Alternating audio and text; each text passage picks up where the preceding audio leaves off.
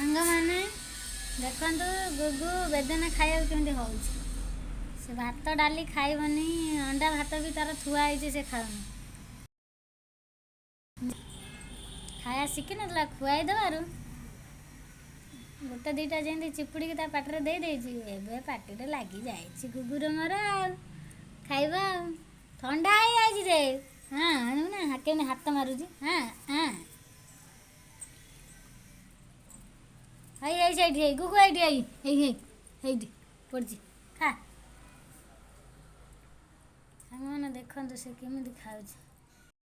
ବସି ପଡ଼ ସେଠି। ହଁ ସେଠି ବସି ପଡ଼।